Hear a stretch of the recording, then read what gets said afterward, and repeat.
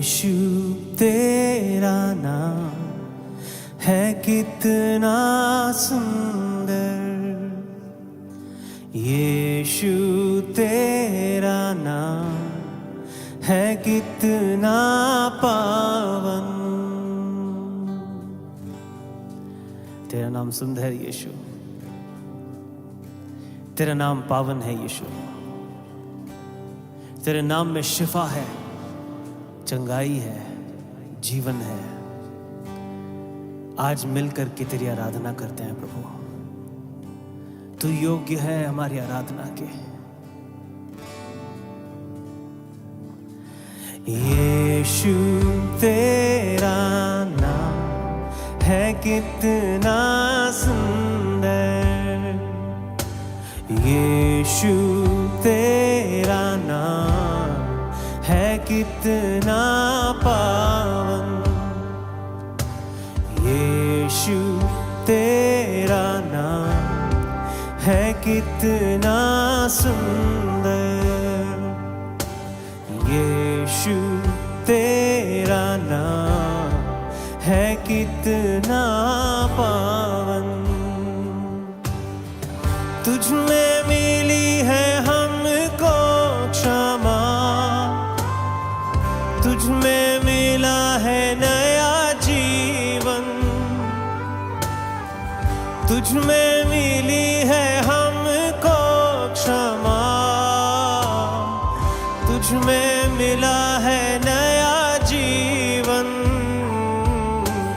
यीशु तेरा नाम है कितना सुंदर, यीशु तेरा नाम है कितना पावन।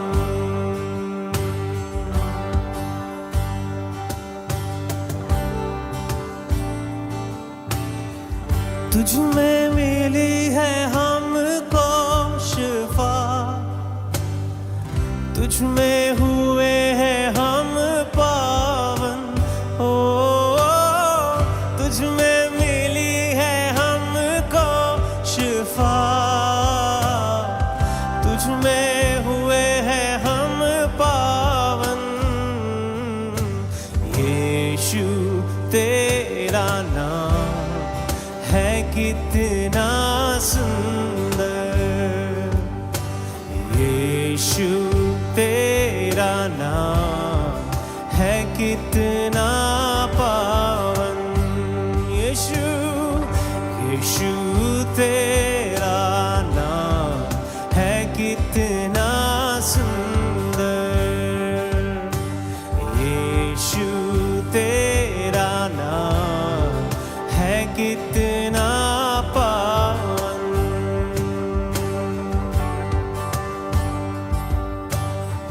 तुझ में मिली है हमको कृपा, तुझ में मिला है अनंत जीवन, तुझ में मिली है हमको कृपा, तुझ में मिला है अनंत जीवन, ओ तुझ में मिली है हमको कृपा, तुझ में मिला है अनंत जीवन, यीशु तेरा नाम है कितना सुंदर, यीशु तेरा नाम है कितना पावन, ओ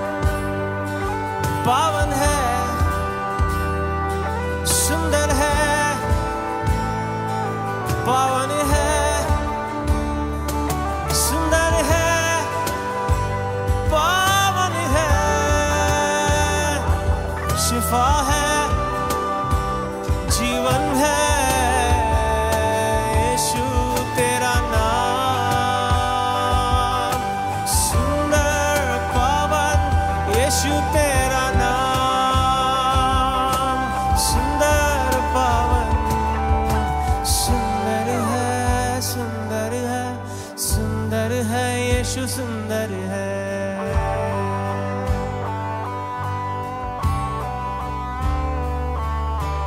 पावन है, पावन है, पावन है यीशु, पावन है।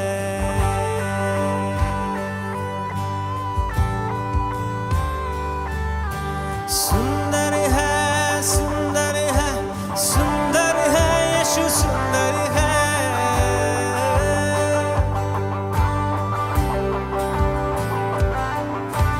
पावन है, पावन है, पावन है यीशु, पावन है।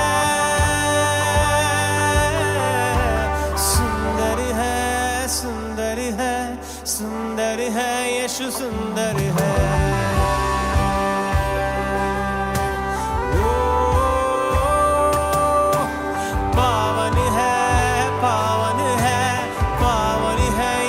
पावन है,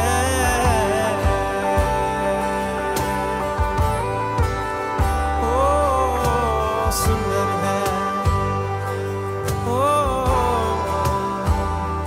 पावन है,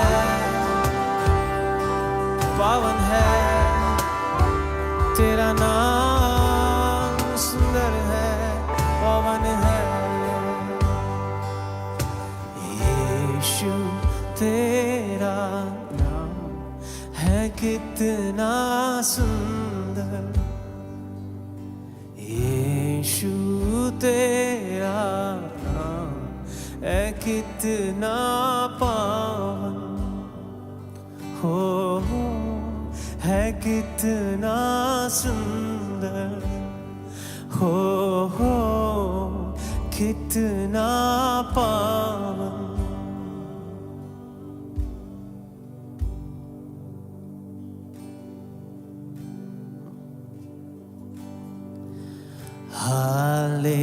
Hallelujah, hallelujah,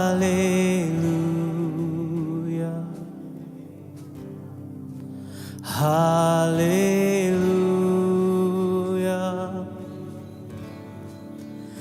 hallelujah,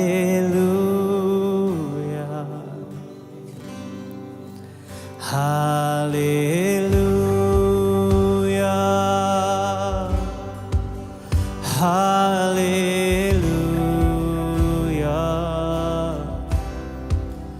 hallelujah,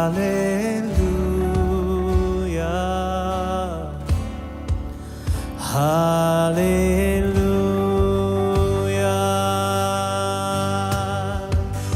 प्यारे यीशु, पावन यीशु, प्यारे यीशु, पावन यीशु।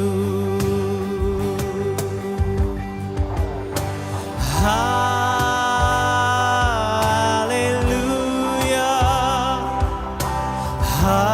हालेलुया,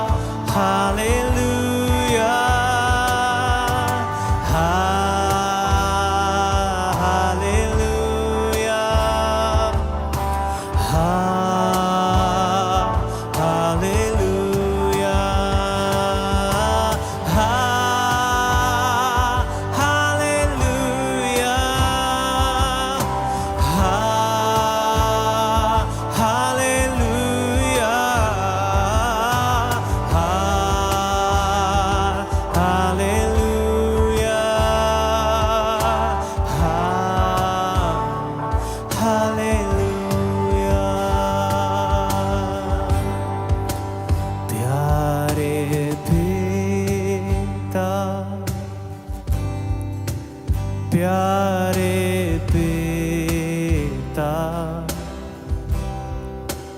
प्यारे पिता, प्यारे पिता, हम पुकारते तुझे क्योंकि तू प्यारा है, तू करीब लेता है हर पल हमेशा। कितना महान है, उतना ही प्यारा है पिता तू। ओ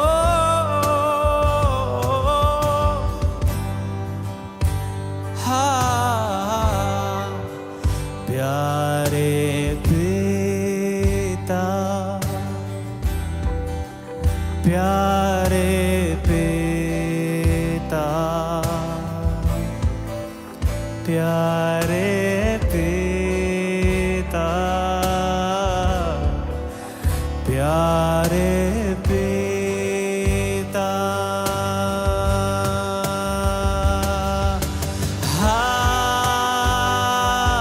hallelujah,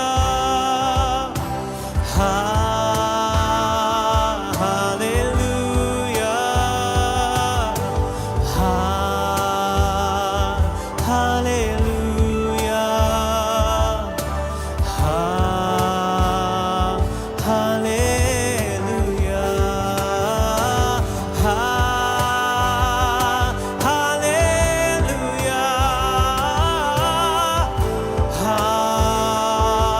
hallelujah, hallelujah, hallelujah, hallelujah. पवित्र आत्मा, पवित्र आत्मा, पवित्र आत्मा, पवित्र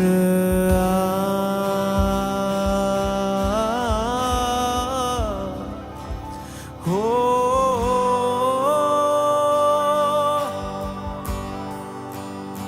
hallelujah, hallelujah,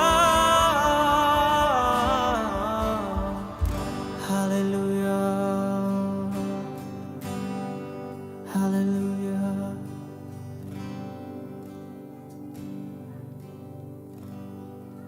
Thank you, God. Hallelujah, praise the lord. પ્રભુ ઈસુ ખ્રિસ્તના નામમાં આ સમયને માટે પ્રભુ ઈસુ ખ્રિસ્તનો આભાર માનું છું અને પ્રભુના નામને ધન્યવાદ આપું છું. વિશેષ કરીને ગુજરાત ડાયોસિસ દ્વારા જે ઓનલાઈન બાઇબલ સ્ટડીની જે આ વ્યવસ્થા કરવામાં આવી છે એને માટે પ્રભુ ઈસુ ખ્રિસ્તનો અને ડાયોસિસનો આભાર માનું છું. વિશેષ કરીને અમારા CNICH રાજકોટના ઈસી મેમ્બર એવા મહેશભાઈ એ માટે પણ પ્રભુનો આભાર માનું છું કે જેણે મને આ તક આપી અને આ મોકો આપ્યો એના માટે પ્રભુનો આભાર માનું છું. તો આવો આપણે બાઇબલ સ્ટડીમાં જઈએ એ પહેલાં પ્રાર્થના કરી અને પ્રભુ પાસે સહાય માંગીએ. ધન્યવાદ પ્રભુ, આ સમયને માટે અમે તમારો આભાર, તમને ધન્યવાદ આપીએ છીએ પ્રભુ. આ સમયે તમે કૃપા આપી પ્રભુ, તમારા વચનો શીખવાને માટે, શીખવાડવાને માટે, એને માટે તમારો આભાર, તમને ધન્યવાદ આપું છું. હું જબર પાત્રને તમારી કૃપામાં લાવું છું. તમારા વધસ્તંભની આડમાં મારી જાતને સંતાડું છું. પવિત્ર આત્મા દેવ, તમે કૃપા કરજો. બોલવાને માટે, કહેવાને માટે તમે સહાય અને મદદ કરજો. મારી પ્રાર્થનાને વિનંતી છે. તમારી કૃપા આમ દરેક ઉપર થવા દો. બોલના, સાંભળના દરેકને તમારી કૃપા આપો. પ્રભુ ઈસુના નામમાં આમેન. હાલેલુયા. આ સમયને માટે પ્રભુનો આભાર માનતા આવો આપણે બાઇબલ સ્ટડીમાં જઈએ. અને જે આજનો વિષય છે એ તો છે તારણ. તારણ એ ખ્રિસ્તી જીવનને માટે સૌથી મહત્વની બાબત છે અને એ છે તારણ. તો આપણે શું કહી શકીએ છીએ કે તારણ એટલે શું? શું આપણે જાણીએ છીએ તારણ એટલે શું? તો આવો આપણે જોઈએ વચનમાંથી પ્રકટીકરણ એનો 7મો અધ્યાય ને એની 2 કલમો 9 અને 10 આપણે જોવાના છીએ અને એમાંથી પ્રભુ કૃપા આપશે એ પ્રમાણે આપણે આગળ શીખીશું. તો વચન એવું કહે છે, પ્રકટીકરણનું પુસ્તક 7મો અધ્યાય અને એની 9મી કલમ એવું કહે છે કે આ બનાવો બન્યા પછી મેં જોયું તો જુઓ, સર્વ દેશોમાંથી આવેલા, સર્વ કુળના લોકના તથા ભાષાના, કોઈથી ગણી શકાય નહીં એટલા માણસોની એક મોટી સભા. તેઓ રાજ્યાસનની આગળ તથા હલવાનની આગળ ઉભેલા હતા. તેઓએ શ્વેત ઝભ્ભા પહેરેલા હતા અને તેઓના હાથમાં ખજૂરીની ડાળીઓ હતી. તેઓ મોટે સાથે પોકારીને કહે છે કે અમારો દેવ જે રાજ્યાસન પર બેઠેલો છે તેને તથા હલવાનને તારણને માટે ધન્યવાદ હોજો. તેને તથા હલવાનને તારણને માટે ધન્યવાદ હોજો. અને આ દ્રશ્ય આપણે જોઈએ છે એ તો એ સ્વર્ગનું દ્રશ્ય છે.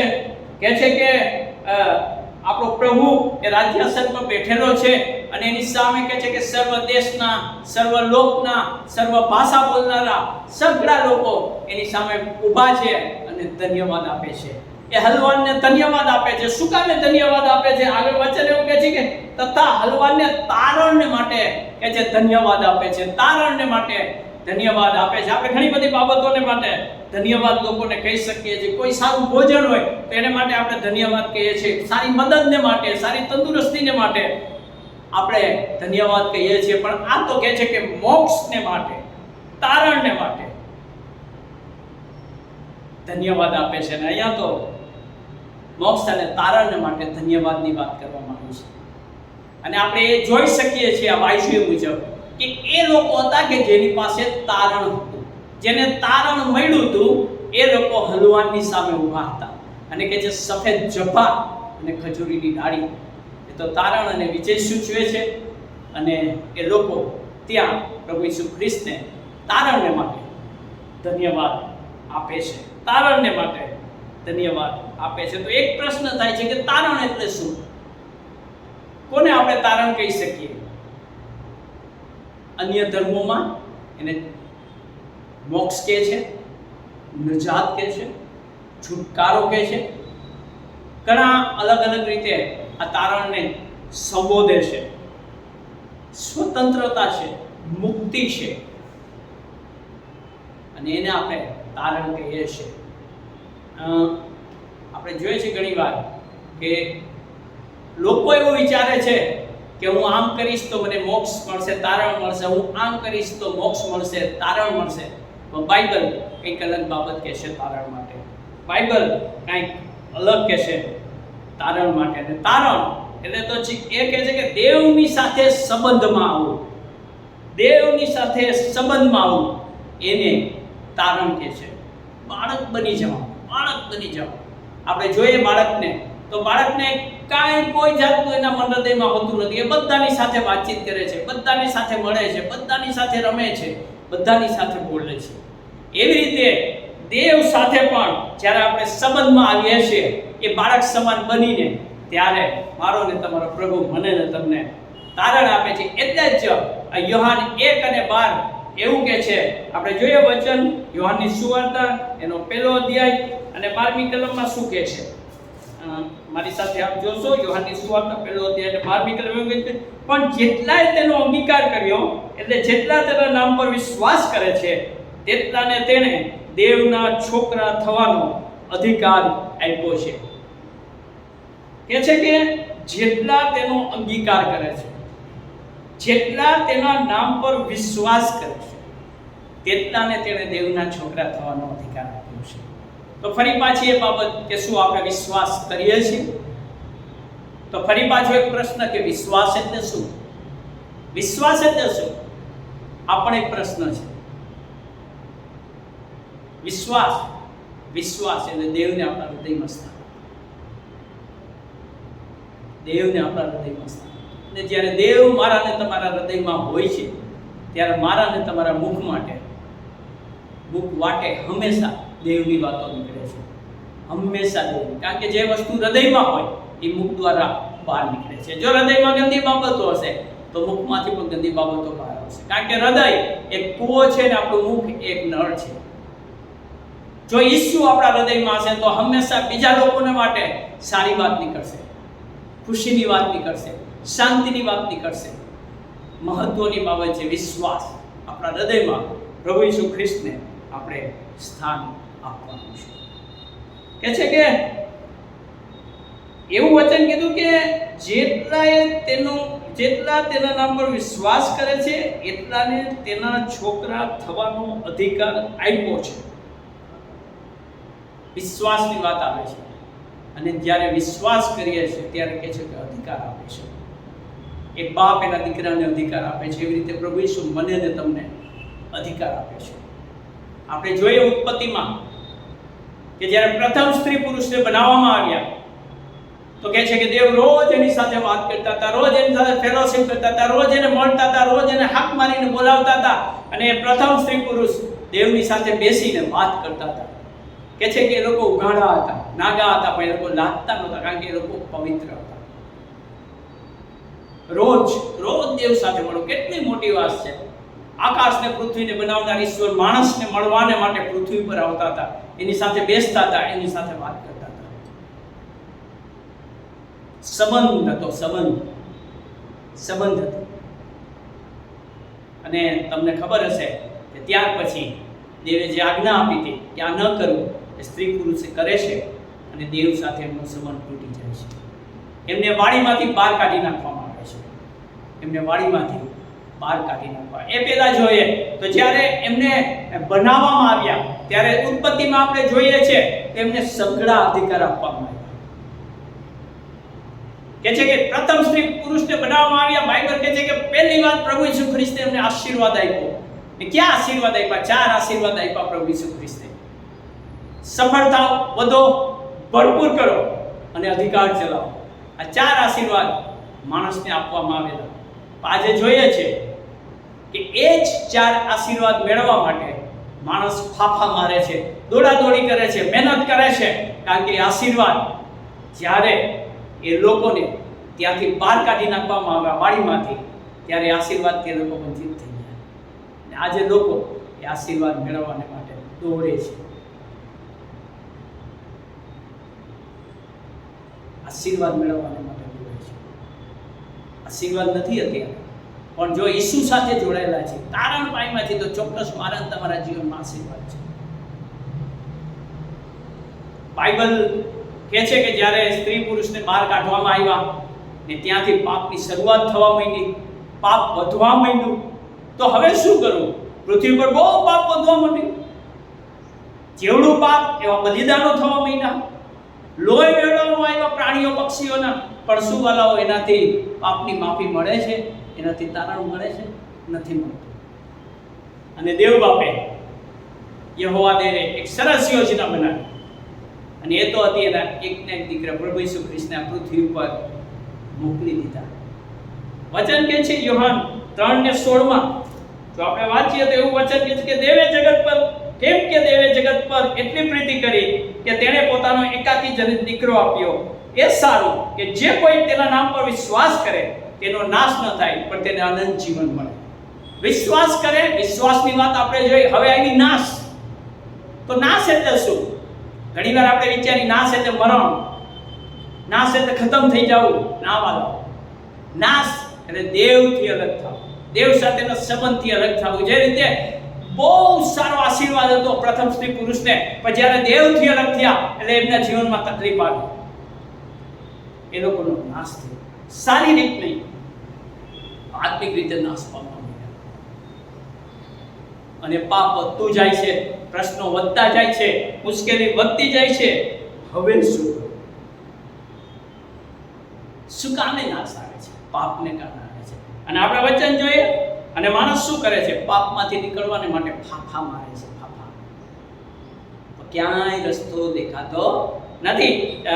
યશાયા એના 59મો અધ્યાય અને એની પહેલી બીજી કલમ શું કહે છે? આવો આપણે જોઈએ. યશાયા પ્રબોધકનું પુસ્તક એનો 59મો અધ્યાય અને એની પહેલી બીજી કલમમાં પ્રભુનું વચન મને ને તમને કંઈક કહે છે. આવો આપણે જોઈએ. 59 ને પહેલી કલમ, જ્યારે બધું સારું હતું, પાપ વધવા માંડ્યા પૃથ્વી પર અને લોકો નાશ પામવા માંડ્યા, પાપોની માફી કેમ મળે? લોહી જ વેડાયું, તો પાપોની માફી એમાં છે નહીં. ભૂલા, કબૂતર અને જાનવરના લોહીમાં પાપોની માફી નથી. અને લોકો એના માટે અલગ અલગ ઉપાયો કરવા માંડ્યા. પ્રભુનું વચન શું કહે છે યશાયા 59માં? કે જો યહોવાનો હાથ એટલો ટૂંકો થઈ ગયો નથી કે તે બચાવી ન શકે, અને તેનો કાન એવો બંધ થયો નથી કે તે સાંભળી ન શકે.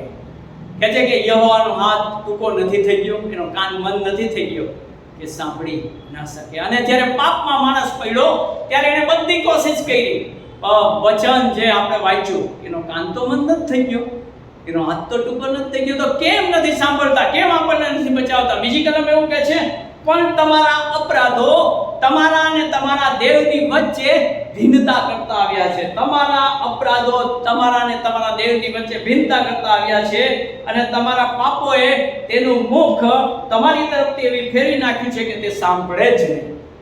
પાપને કારણે મનુષ્ય અને દેવ વચ્ચે એક દિવાલ થઈ જાય છે, એક ભિન્નતા આવી જાય છે કે જેને કારણે કહે છે કે દેવ તમારી વાત, તમારી પ્રાર્થના સાંભળતા નથી. પહેલી કલમ તો કહે છે કે હાથ ટૂંકો નથી થઈ ગયો કે કાન બંધ નથી પડી ગયો. પ્રશ્ન એ છે કે પાપોને કારણે આપણી પ્રાર્થના સંભળાતી નથી. પાપોને કારણે કહે છે કે મુખ જ ફેરવી નાખ્યું છે, દેવે મુખ જ ફેરવી નાખ્યું કે તમારું સાંભળે જ નહીં. મુખ ફેરવી નાખ્યું કે તમારું સાંભળે જ નહીં. હવે શું કરવું? દેવે મુખ ફેરવી નાખ્યું, વાત નથી સાંભળતા, હવે શું કરવું? તો મનુષ્ય તરીકે આપણે જોઈએ છે કે લોકો પુણ્ય કામો કરવા માંડે છે.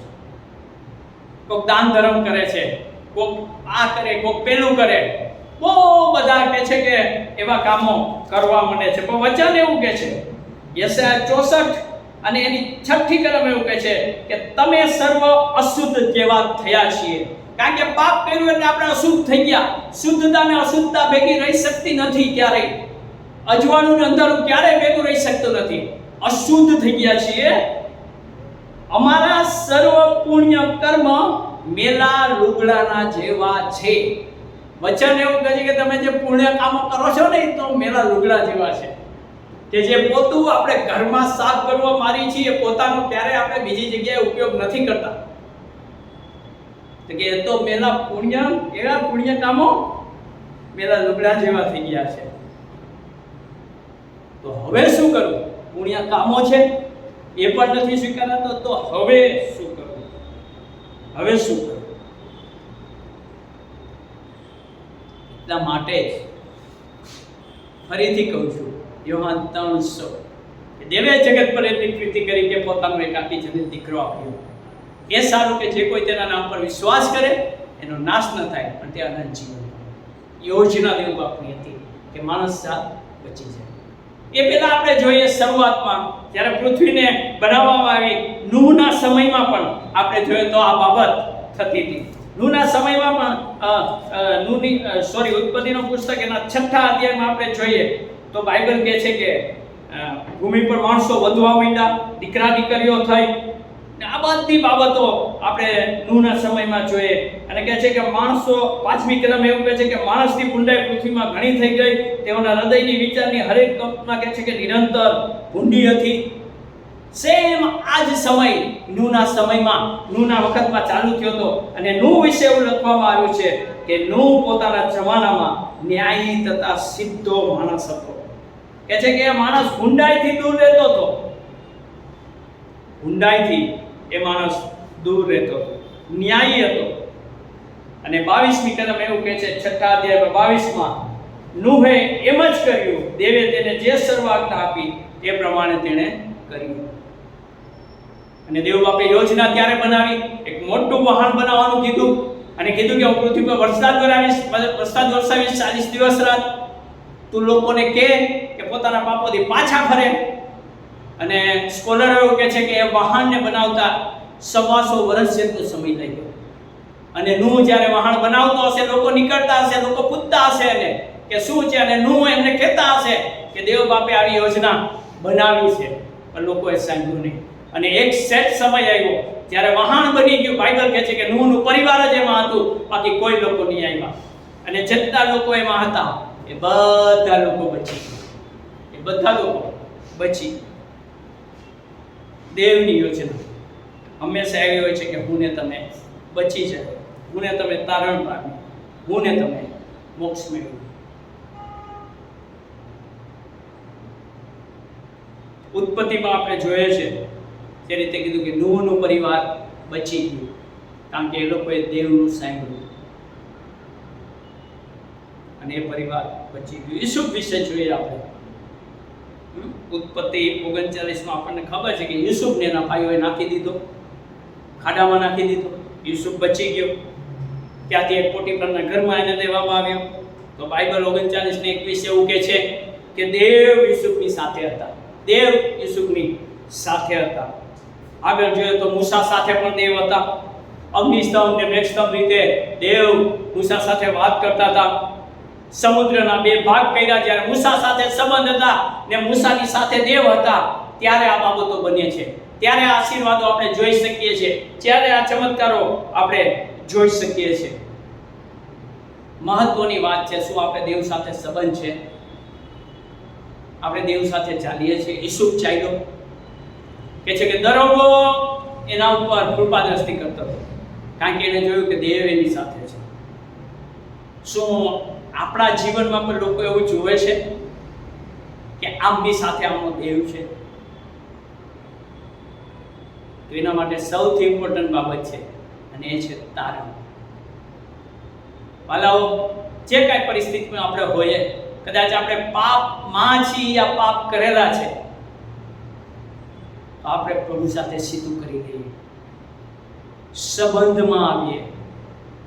અને જ્યારે આપણે ઈસુ બાપ સાથે સંબંધમાં આવીએ છીએ, ત્યારે ઈસુ બાપ મારા ને તમારા બધા પાપોની માફી આપે છે. મને ને તમને શુદ્ધ અને પવિત્ર કરે છે. કહે છે કે તમારા પાપો રાતા હશે તો એ શ્વેતમાં સફેદ કરી નાખે છે. પૂર્વ જેટલું પશ્ચિમથી દૂર છે એટલે આપણા અપરાધોએ દૂર કરી નાખે છે. જરૂર એક વાતની છે, શું આપણે ઈસુ સાથે સંબંધમાં આવવું છે કે નહીં? તારણ મેળવવું છે કે નહીં? યાદ રાખજો વાલાઓ, જીવતા જીવ તારણ છે. મર્યા પછી તારણ નથી. મર્યા પછી તારણ નથી. બાઇબલ કહે છે આજ માન્ય કાળ છે, આજ તારણનો દિવસ છે. આપણે કોઈ પણ પરિસ્થિતિમાં હોય, આપણે પ્રભુ પાસે જઈએ. આપણો પ્રભુ એ પરિસ્થિતિને બદલના લેવો આપણો ઈસુ છે.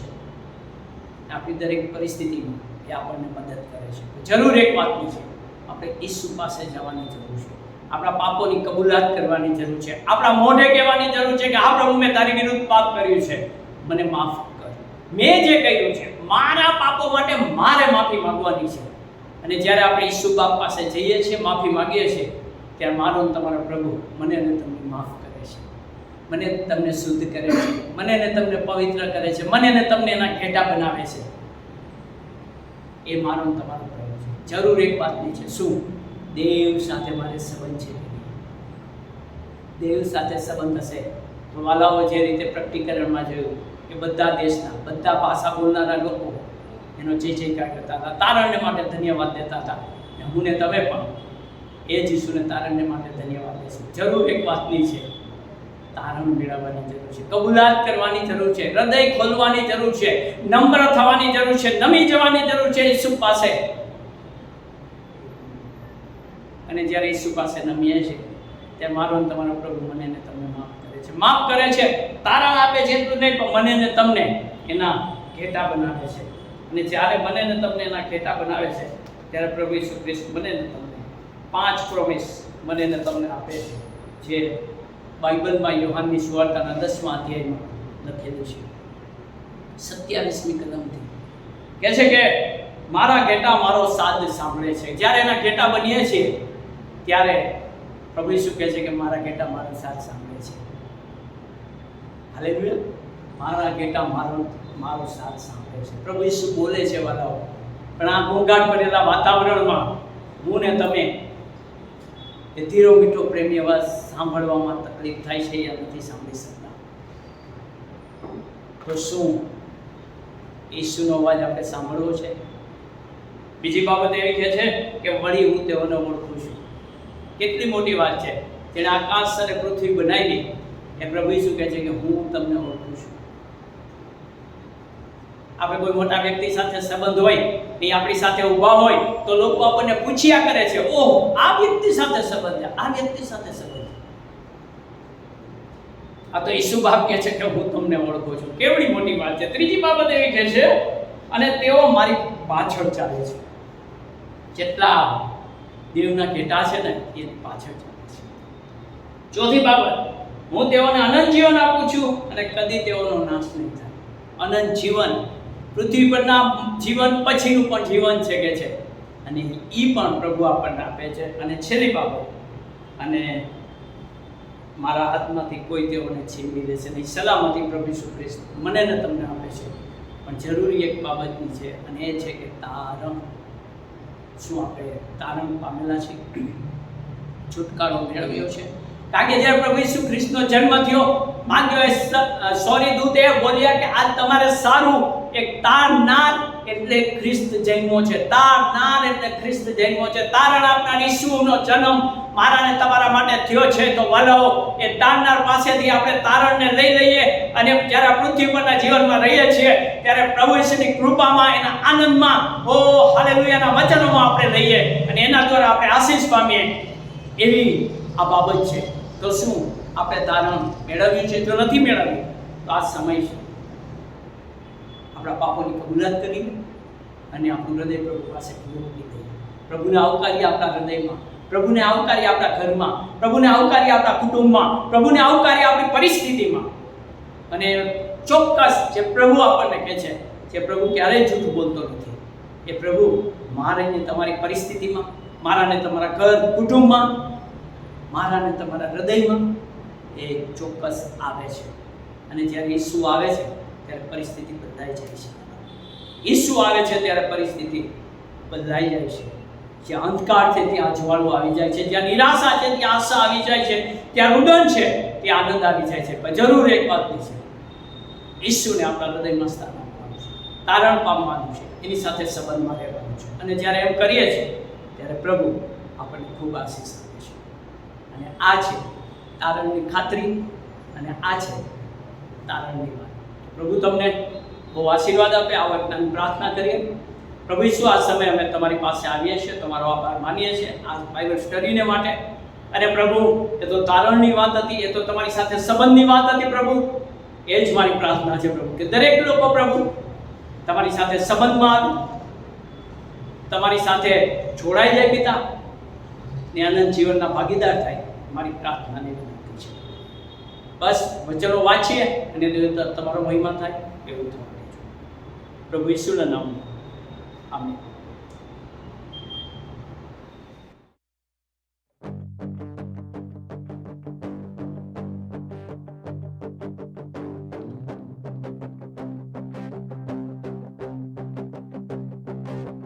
मैं गाऊं हालेलुया मेरे शत्रुओं के सामने, मैं गाऊं हालेलुया शंका की शोर से परे,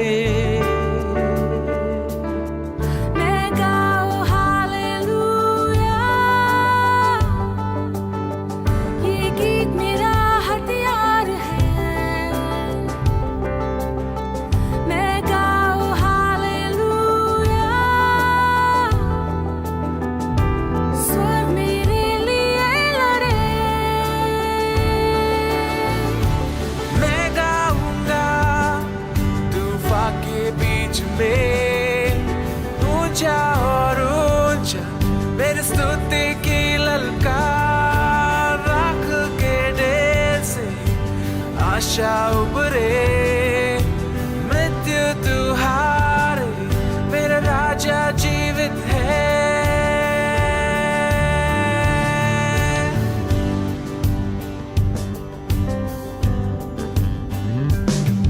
मैं गाऊं हालेलुया मेरे हर एक कण कण से, मैं गाऊं हालेलुया अंधेरा सारा दूर हटे, मैं गाऊं हालेलुया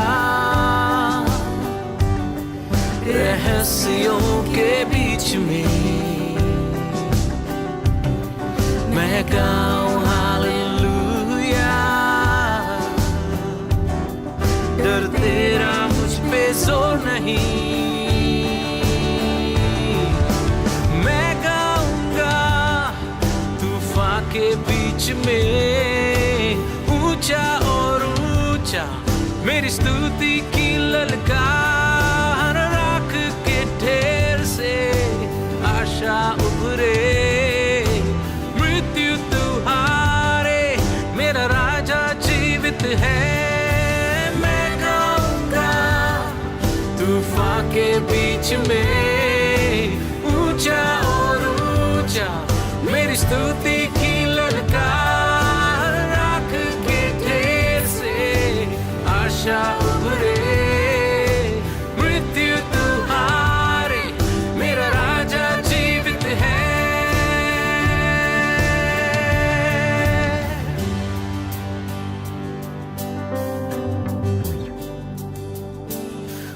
ऊंचा उठाए, जय गीत गाए, ऊंचा उठाए, जय गीत गाए, ऊंचा उठाए, शत्रुओं के सामने जय गीत गाए, शंखा के शोर से परे ऊंचा उठाए, मेरा हथियार है, जय गीत गाए, स्वर्ग मेरे लिए लड़े, ऊंचा उठाए,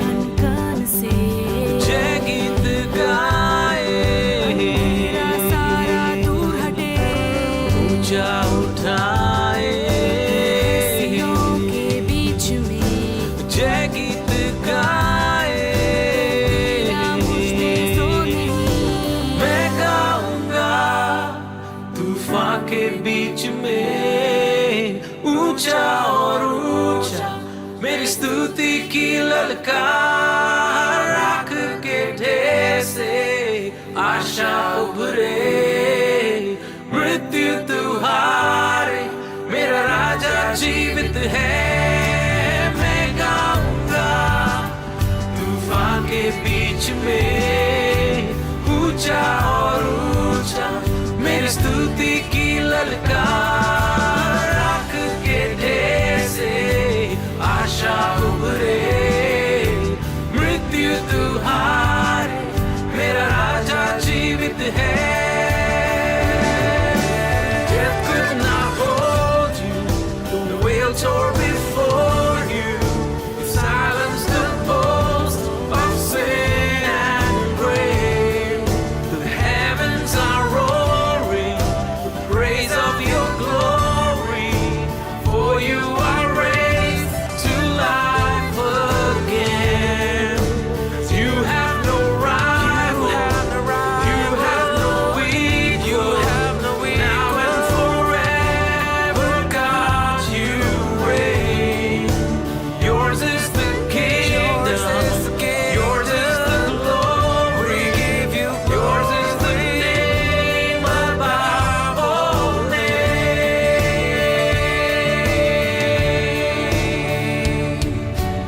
ऊंचा उठाए, हाँ प्रभु, हम आपके नाम को ऊंचे उठाते हैं, वो नाम जो सब नामों के ऊपर है। आपने मृत्यु पर जयवंत होकर उसके डंक को हमेशा के लिए तोड़ दिया। प्रभु, स्वर्ग के नीचे और पृथ्वी के ऊपर केवल एक ही नाम दिया गया है, जिस नाम से मुर्दे जी उठते हैं, सूखी हड्डियों में जान भर जाती है, राख की जैसी अवस्था में भी अपरंपार आशा को भरता है। प्रभु, अपने शत्रुओं के सामने, हमारी परिस्थितियों के बीच में, हर शक और सवालों के ऊपर हम आपके नाम को ऊंचा उठाएंगे, क्योंकि सारी स्वर्गीय सेना हमारे लिए लड़ती है और हम जानते हैं कि जो हमारे अंदर है वो उससे बढ़कर है जो इस संसार में है, क्योंकि इन सब बातों में उसके द्वारा जिसने हमसे प्रेम किया हम जयवंत से बढ़कर हैं। यीशु मसीह के नाम से आमीन।